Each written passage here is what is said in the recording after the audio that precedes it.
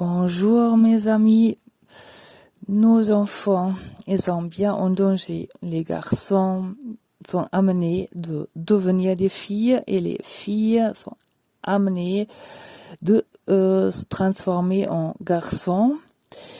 Il y a des hormones qui luttent contre la croissance et la puberté. En Allemagne, les parents n'ont plus le droit de s'opposer à ce genre de traitement de leurs enfants qui, eux, sont indoctrinés de changer de sexe derrière nos dos dans les écoles, et ça depuis leur plus jeune âge. En France, sur l'extrait de naissance depuis 2014, on n'est plus père et mère, mais parents 1 et parents 2.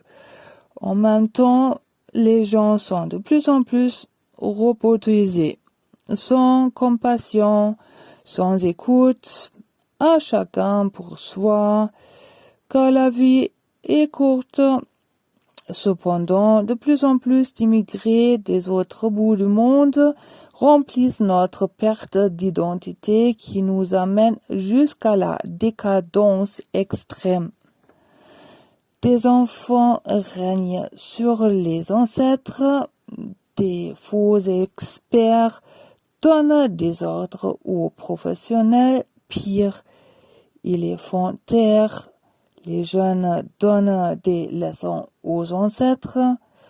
On a désormais 100 sexes et tous les jours on invente un de plus. La Bible nous donne des prophéties très précises concernant les jours du dernier temps, qui eux commencent à partir du moment qu'un pays longtemps inexistant sera reconstruite malgré les agressions de leur voisinage. Nos grands-parents ont été témoins aux années 40, 50 et 60 du dernier siècle. Et ce qu'on vit aujourd'hui sera sans précédent. Je ne croyais pas à ce que j'ai lu, mais aujourd'hui, j'avoue, je n'ai pas le choix. Je parlais de notre société en faille, nos enfants en danger, mais ça va beaucoup plus loin que ça. On va tous pleurer car on n'aura plus de vin, nos champs seront couverts d'une souche blanche, les récoltes seront détruites, mais quelle souche blanche ? Devant nos yeux, une souche blanche est en train de détruire un champ après l'autre. C'est de la grêle de taille d'une balle à tennis. Oui, les prophéties en parlent. Qu'on sera dévasté par des grêles, des feux, des tremblements de terre, des écoulements et éboulements des sols, des criquets qui dévorent les champs. Tout cela était du jamais vu jusqu'à aujourd'hui. Des guerres de partout, de la famine.